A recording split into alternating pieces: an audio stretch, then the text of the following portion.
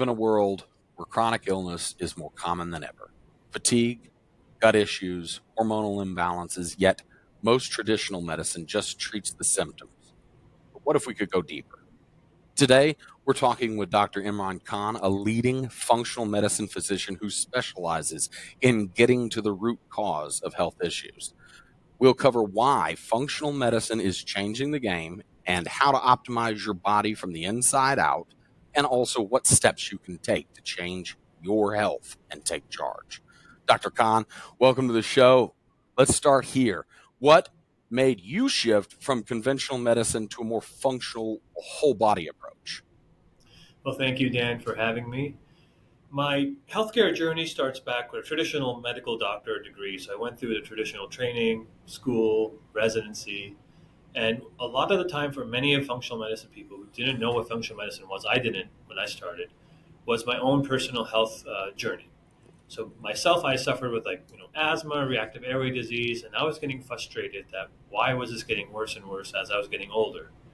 And I kept feeling that there was like layers of an onion that kept, chiseling away, peeling away, and I just never quite was able to get the full picture together. And I something inside me wasn't happy with the answer of just take this puffer whenever you feel a little bit tight, and you know, we'll make sure you have your refills. So I started looking a little bit more into the root cause, kind of the question of why is it there, as opposed to what we could do about it. And that's kind of a major paradigm shift of thought for the traditional medical doctors or establishment. We're very good at prospectively saying, well, we could do this, this, and this. But often the question when something's asked, well, why is it there? And we like to use a fancy term like idiopathic, or we don't know. But that question is generally isn't explored very well. And that's kind of where my curiosity, the seed was planted, so to speak. It's a big shift. What were some of the biggest gaps you saw in traditional medicine that made you rethink the system? Well, one of the things I'd reflect on is, med school traditionally is about 4 years. The first 2 years, it depends on your curriculum, but how I was taught was the first 2 years was teaching you about what is, how things work, what's the natural order of the body, biochemistry, anatomy, just kind of looking at the marvel of the human body and it working in its optimal state. Then the latter 2 years talks about pathology, disease, and pharmacology, where you spend most of your medical career in those 2 years, if that makes sense, of what we could do about it. Identify a sickness, what medication, what surgery, what treatment. And that becomes the main current that takes you in your career from residency and beyond. And although we studied things like, biochemistry, nutrients, and very little on nutrition, but those things were briefly addressed, I didn't feel that was in my toolkit on a day-to-day basis, at least not majorly. So what I started wondering was, well, what was the point of all that effort if I'm only emphasizing on the latter part? And when I started coming across more of the holistic mindset, I felt it was more of an integration of all 4 years. It was looking at what ought to be, and what should be in a normal state versus what we can kind of tweak and work with if you're dealing with the disease state, or if you do need to use a medication, how to do it safely. But I never wanted to forget, what we're coming into the table with. The human body is a very complex organism, and we need to have a lot of functions to maintain health. What can we give it to make that health continue and to maintain that state of health, rather than, and when I say give it, I don't mean necessarily pharmaceutical. I'm talking also about holistic, natural things, diet, nutrition, etc. Yeah, I think a lot of people listening could probably relate to that. You go to a doctor, they run basic tests. If nothing's, clinically wrong, you're told everything is fine, even though you still feel awful. Um, so, what is the difference in how you approach then diagnosing and treating patients? I mean, that's a great question. So a lot of the times, most doctors will order like what I would call like basic lab tests. You maybe a test you might be familiar with the audience with like Quest or LabCorp, one of these type of companies, and they have a whole range of tests they can do. There's the ABC test, what's your blood count, thyroid, the normal tests, which are typically done in doctors' offices, and then there's a little bit more of a deeper dive test that not all doctors will use. So the question becomes is where is the information? What's the amount of information that I need to draw via your blood to tell me the better, more accurate picture of your health? So I'll give you an example. A lot of doctors today will talk about sugar. So there'll be things like your blood sugar measurement, something called an A1C, and those are typically what's driving a lot of the healthcare discussions. But a little bit of a deeper investigation would include something like, what is your fasting insulin hormone level? That adds so much more layers of information to the question of your health, but it's a simple test that often is not emphasized in traditional visits. So there's things you could do with basic tests that give you a lot more information through known labs like Quest or LabCorp, and there's others. But the question becomes, what it really boils down to the heart of your question is, what's the difference between being healthy and then being well? And in part, when I kind of was naming my company, that was a tradition, a very pointed issue. I spent a lot of time thinking about that, to bring the word health and wellness together. Because many a times when you go to a traditional medical doctor, they'll make sure that you're healthy in the sense of you're alive and you're able to go back to work, but you may not necessarily feel your best version of yourself. You may not feel well. And pairing health and wellness is kind of like a core concept. What we're trying to do is, I want my patient to walk in with a set of problems or symptoms, say, look, help, I need help with this, show me a path forward. We collect the right amount of data, figure out how to characterize what you're feeling in a more clear picture, and then use that information to create a game plan moving forward. The goal is the patient leaves feeling well and healthy. Yeah, that and you brought up insulin and blood sugars.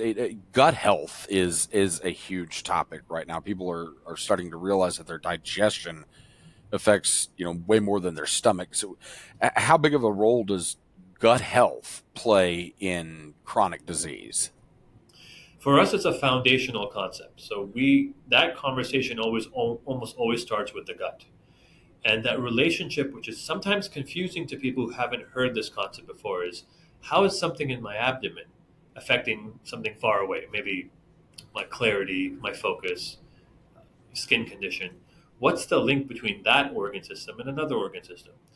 And where we kind of look at that is to see, how is the gut environment priming other factors in the body, mainly the immune system, of what is the impact on your whole body is if your stomach and intestines are irritated or inflamed by some process that's been ongoing. And that's where a lot of people will feel it, but they don't necessarily link it to what's causing the problem. So they may feel their stomach is a bit off. I have bloating, I have gas, I have IBS. There's different names people can call it. But a lot of commonality is we need to assess something called the microbiome, which is an ecosystem of the gut.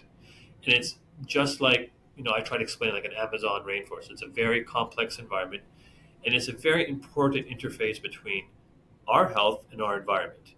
When you eat your apple or you eat your, whatever you're eating, at some point it's the outside world is being presented to the inside world. And there are supposed to be barriers and layers of protection, and every section of the gut has its job to do. When there's a disturbance in that very complicated system that we take for granted, you might eat a nice meal and then not think much about it afterwards, other than how great it was. But there are a lot of steps happening going forth for hours after that meal.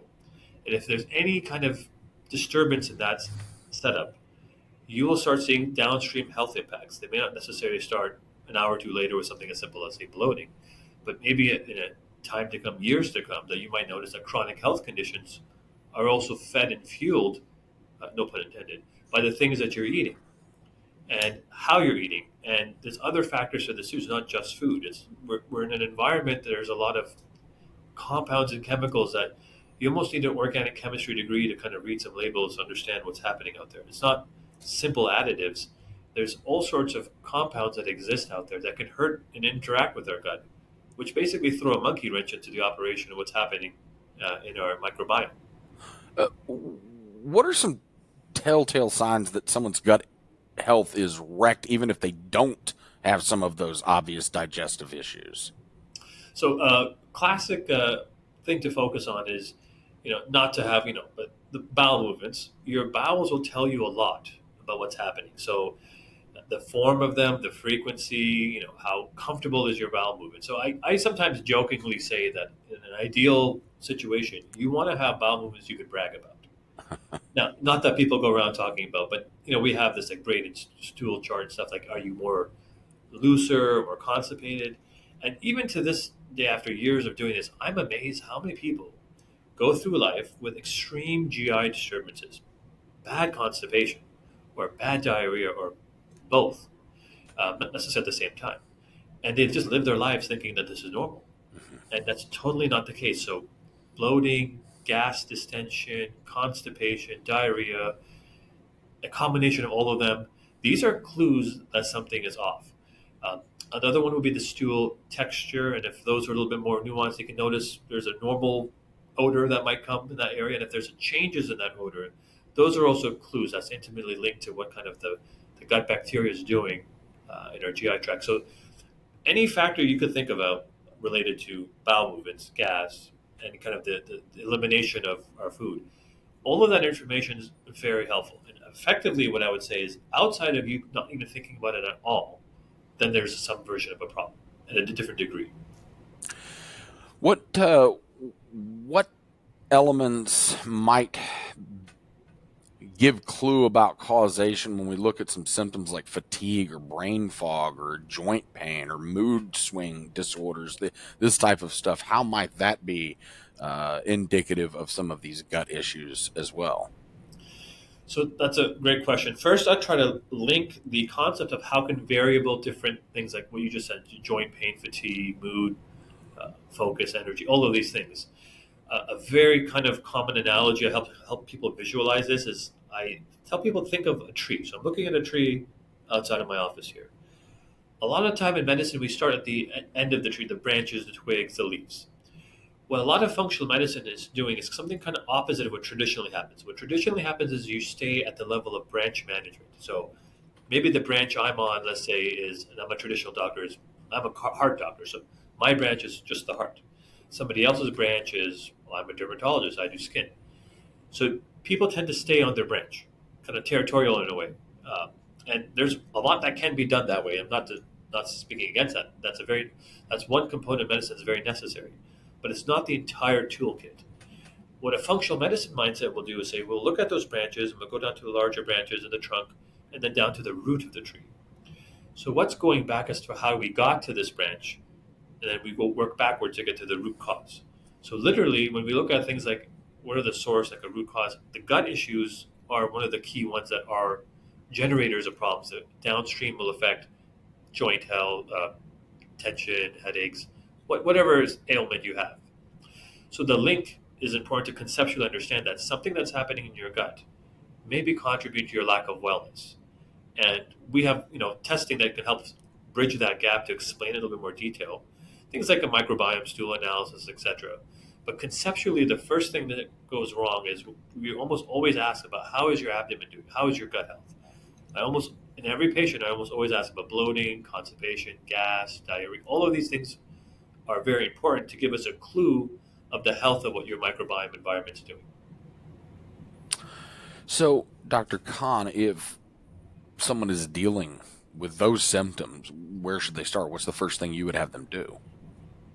So let's say they have the wherewithal to say, I want to do something more holistic, functional medicine. So they kind of got directed to the right place. That's a huge if. There's a lot of patients I've talked to who've been struggling with these symptoms for years. So let me maybe highlight a common thing that I see. Commonly, a patient will go to the traditional doctor, say, I have some issue, and almost reflexively they'll have, some treatments. Maybe they'll blame acidity, maybe try an antacid. Maybe if the symptom persists, they'll see a GI doctor. The GI doctor will be interested in looking inside. So there's something called a scope, where they put a flexible camera, either the top or the bottom, depending on where the problem is. And sometimes that solves the problem. They'll identify an issue that needs to be identified.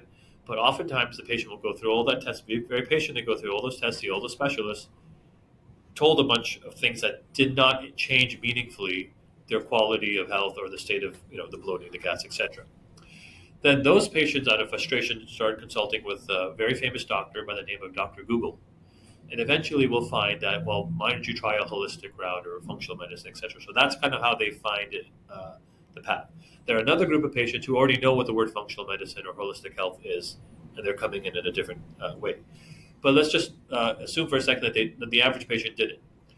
Once those symptoms are persisting despite the best standard of care workup, and all the kind of common scary things are eliminated, it's not an ulcer, it's not cancer, it's not anything scary, then why am I remaining with the symptom? And a lot of those patients are kind of told, well, we don't know what it is, good luck. And they're incredibly disheartened, incredibly frustrated unless they continue the search.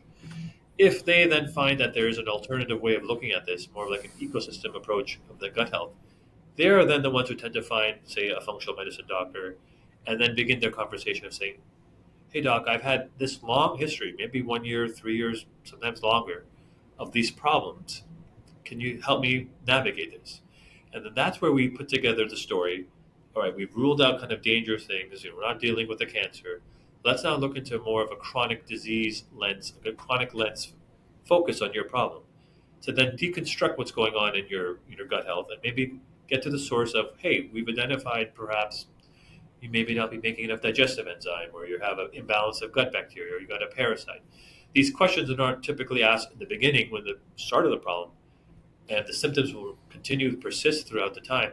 Eventually, when you get to the right kind of mindset, if it's not an acute problem, meaning it's not a branch management issue, then the next issue you should look into is let's go to the root cause. Look at the other side of the tree. Makes sense. Uh, a lot of people feel exhausted all of the time, but they assume it's just normal aging. But in reality, a lot of it comes down to hormones, right? Absolutely, a very critical one. I mean, the buzzword online is something called like adrenal fatigue. A little bit more accurate term would be adrenal insufficiency, but let's just stick with the one that more people might be aware of: adrenal fatigue. If so, the human body really wasn't designed to be chronically inflamed. Uh, an example or an analogy I like to say to patients is if you're sitting, in your home and you look outside and you see EMS is called. Let's say there's lights, the blue, the red, and it happens once in a while. You might think to yourself, well, I'm glad they can respond pretty quick if something happens, and I wish that person the best. And you don't necessarily think about it too much. And let's say that's a normal state of affairs. The question I'm raising is, what happens if you look outside your window and every day you're seeing police, fire, ambulance? That analogy is a picture in your mind that I would like you to think of what it looks like to have chronic inflammation in the body. This is not a normal state of affairs. When the body is dealing with a chronic state of inflammation, one of the main systems that has to deal with that is our adrenal axis. We call something called an HPA axis, a little bit technical. But the adrenals are kind of like the shock absorbers of life that can handle, let's say you're dealing with a major stress event, you got to deal with traffic, you got to make it to a meeting on time, whatever type of life throws at you, or you got a cold, maybe there's a major event that happened in your life. Cortisol is definitely impacted by that adrenal axis. And in a normal functioning state of affairs, the adrenal glands, like a car, when you tap the gas, they will give you more cortisol to handle that stress response, the stress hormone. In situations where you're chronically dealing with inflammation, chronically dealing with a problem, a chronic disease process, the adrenal gland could go into this kind of low power state. We call it adrenal fatigue. And people can definitely feel the impacts of that. I mean, there are multiple ways you could be chronically tired, but this is a huge one that tends to be neglected by traditional medicine. So, in my traditional medicine training, we were taught that either the adrenal gland functions or it's in failure. There's not much of a gray area in between. My clinical experience with functional medicine is telling me whatever's been happening in the last 10, 20, 30, 40 years, let's assume that more and more people are stating they're tired. I'm seeing a lot of adrenal issues as a consequence of an environment that's changed. We're no longer in the same kind of milieu that we had as, when I was a kid, when you were a kid. The food's different, chemicals are different, the amount of chemicals in the world that are released in the world are different. Um, Things like, certain people have talked a lot about like microplastics and PFAS and glyphosate. There's all these terms that are now entering the kind of common vernacular, so to speak, that the question is coming up as, well, what are those chemicals doing to us? And specifically kind of to what we've been talking about is what's the impact of them on the microbiome environment? Hmm. Yeah. So, well, back to the adrenal fatigue and the cortisol. Is how do you figure out if someone's hormones are off, and ultimately, what's the biggest mistake people are making when they try to fix it on their own? Well, they sometimes will try to kind of power through. So they'll feel tired. They'll say, "Well, I have a whole pot of coffee in the morning, or I have a subscription to Red. I own stock in Red Bull." So they might enter that route to kind of power over by compensating, which is, and there's energy drinks everywhere you go, in any gas station and whatnot. They're everywhere. There's all sorts of products to help this fatigue. But the question is, what I would kind of share with people is try not to fall into a trap and ask yourself the question, well, why am I so tired? A very common framework that try to tell people to kind of break that kind of lull that people have. So there's just a product for that. I try to mention things in context of how our ancestral history was. So, wherever your family was 500, 600, 700 years ago, do you think they were sitting in some village, chopping down trees, complaining how tired they were, not able to get work done? No, I don't think that exists in the stories Grandpa told you or our human, literature, the stories of our past, the stories of old. I don't know of people just lying around saying, I need to take a nap all the time or I need coffee on tap. I think there's something new going on here. And that's more of like, a personal opinion, but I think a lot of people are coming to that opinion is why are we so tired? So my first point would be not to just say self-medicate with caffeine or energy. To ask yourself the question, well, this isn't normal. And I'd have to say, even for myself, that was another one that I also struggled with was chronic fatigue because I myself was chronically inflamed. I didn't know it. But I asked myself the question, I worked a hard day at work, was in the hospital, not in the beginning of my career. But I'd come back and I would be just bombed out and depleted. I would remember just dive bombing the couch and just taking a 30, 40 minute just shutdown, just a reset for the rest of the evening. And at some point in my head, I'm like, I'm, mid to early 30s. This doesn't seem normal. Like this shouldn't be normal. I should have more oomph, more reserve in my, more pep in my step. Yeah. But I would literally just fully, shut down. And when phones started getting more and more popular, I would have to like doom scroll for like 35, 40 minutes just to shut my brain off to reset. It's almost like a digital nap because I didn't want to quite take a full nap. But I started asking myself the question: where's my energy and why am I so tired? And 30s, 40s are certainly not decades where you should be running out of steam. That's These true. are clues. Yeah.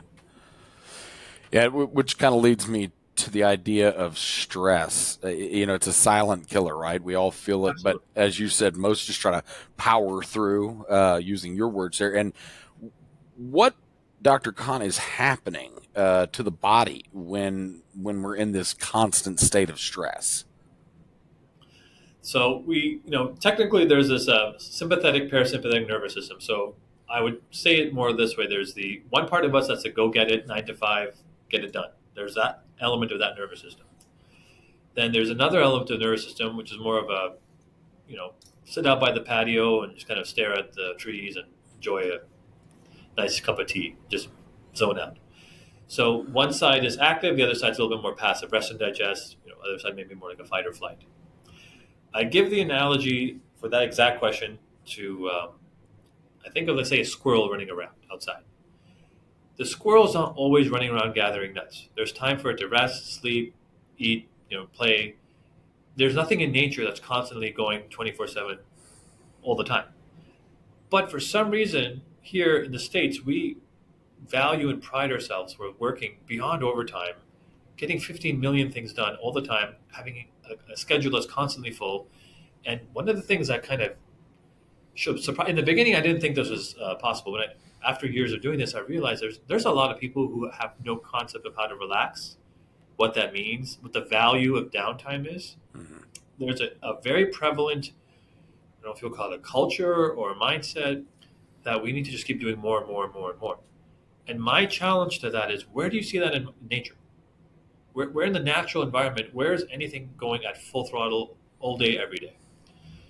So if you're not running the machinery of your body in the normal way, right? So if you think of yourself as a car, I'm not driving my engine 24/7, on and on and on. There's times where the car is off, it's resting, getting oil changes. There's things happening to the car. Right. Why do we not treat ourselves with the same regard as we would, ourselves, or take wisdom from Mother Nature and realize that there is a time for rest? So let's say all that's said and done, and okay, you're like, "Hey doc, you haven't seen my life. You don't know how busy it is." Okay, I concede that point. You're in a busy season of life. If you push yourself beyond the limit And that's not just a limit. You're also adding in other factors like poor sleep quality. You got blue light everywhere. Everyone's on a screen. Chemicals, left, right, center. Um, Nutrition that's not exactly nutrition anymore.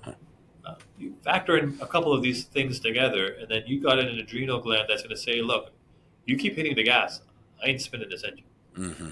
And those are the people who come in shock. Like, I don't feel myself. I'm tired. What's going on? I can't abuse my body anymore. At some point, something's going to break, and then you're going to go to the mechanic. And Yeah, for the human body, there's people who will feel when that adrenal fatigue hits, it's a wall they hit, and that is very concerning to people because at that point, it basically emphasizes that you can no longer take your body's energy system for granted. The adrenal axis for granted. for sure. So if someone is dealing with a burnout or a high stress situation, where do you start with them? What's a real practical step they can take today? The simplest thing I wish I could share to the whole world is if you're too busy to relax.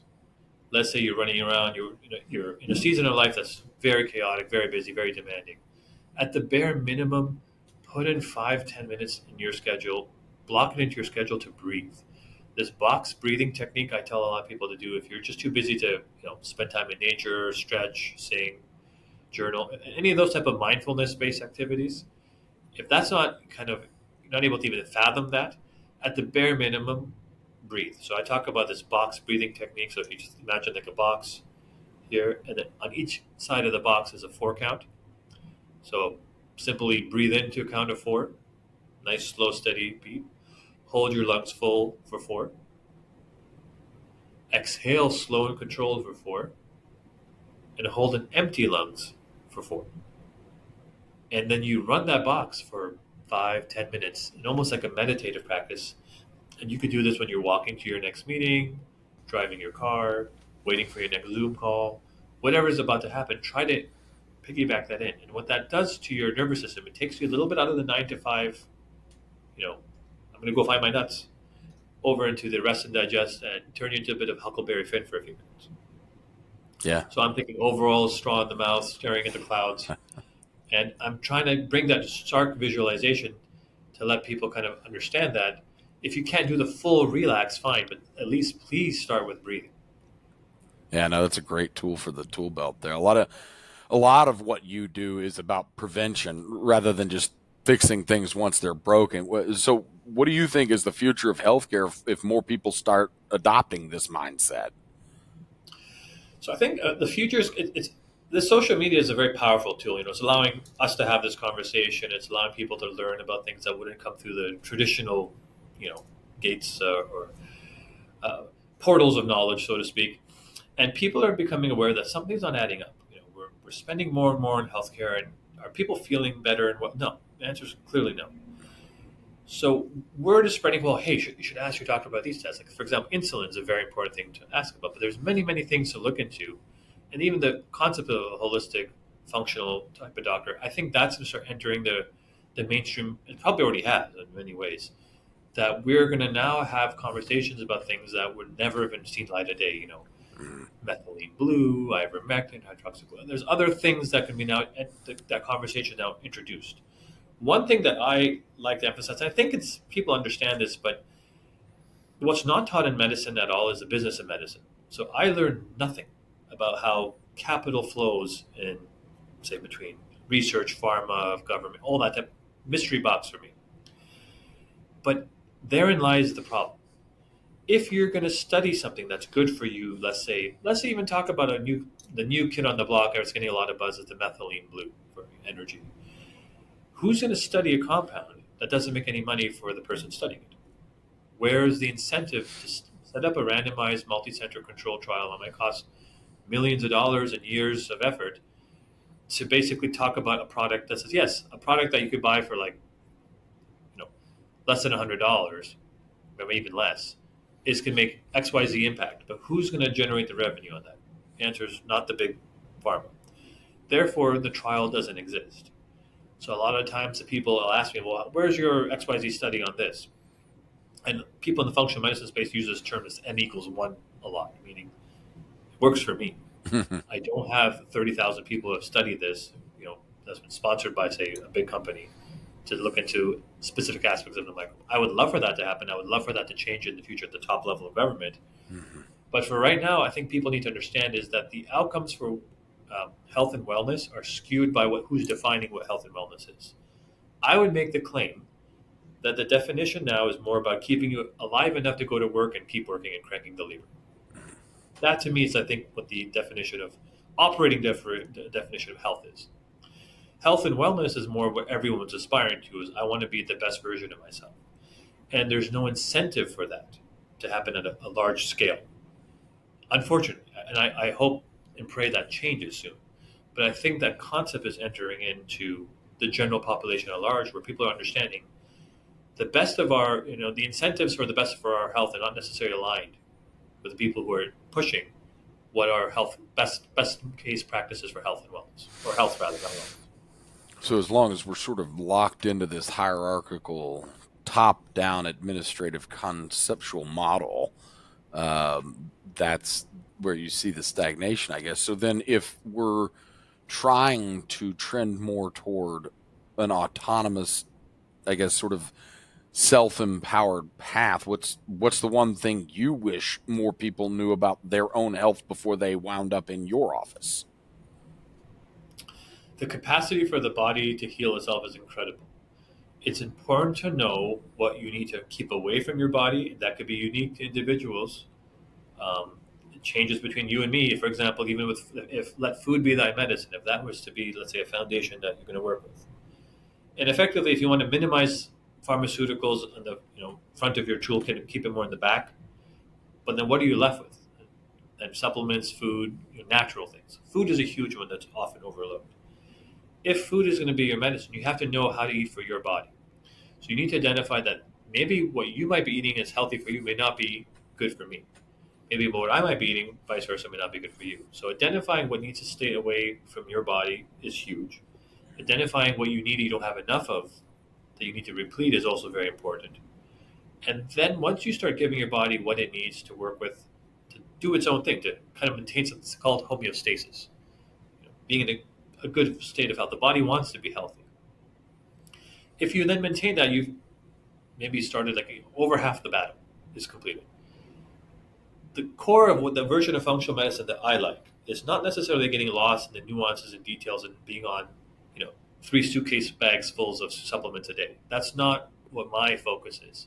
My focus is on big picture. How did our ancestors live? How do we do this simply? And kind of, I was reflecting on this in the last year. Another way of how I would frame it is, how do I protect you from modern society? So modern society might give us the ability to have this conversation, grid, electricity, all this stuff that's all around us is great. But at what cost? What does that come with? Compounds and chemicals and exposures of which we're experiencing now didn't exist for our parents or grandparents.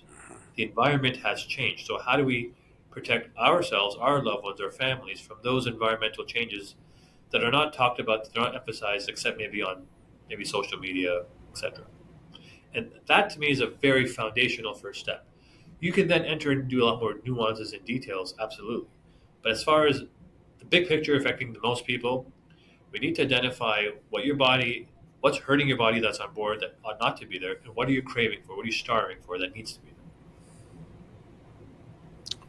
Wow. Yeah.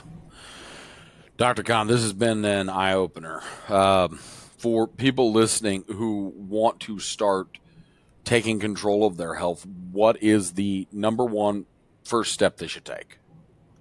I think a great first step I like is paying attention to what you're putting in your body or on your body. Don't take for granted that just because it's approved to be sold to you, it means it's necessarily good. Looking at how food is produced, how food historically has been produced, and what the difference is, this is like big agro. I think that's an important question to start looking into processed food. So one kind of assumption that I had, I remember when I was a young one, was I thought that if it's in the grocery store, obviously it's safe, right? They wouldn't sell it to you if it was bad, right?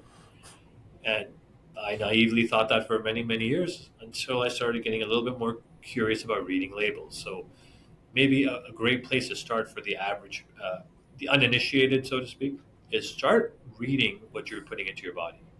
Almost like take it for a security check, like you're running like a restaurant or a club or something, and whatever is entering, you want to have an eyeball like, oh yeah, that's just water and like natural food flavor. That's fine. What's polysorbate 80? All these strange. I could go on for hours just listing all the things that are. I don't know. I don't know what the long term impact of those are. I don't know what the impact is of all those together on us. One way I kind of do things to help simplify that, if that question starts arising, and that's where I would start, is to look into like, what is your body sensitive to?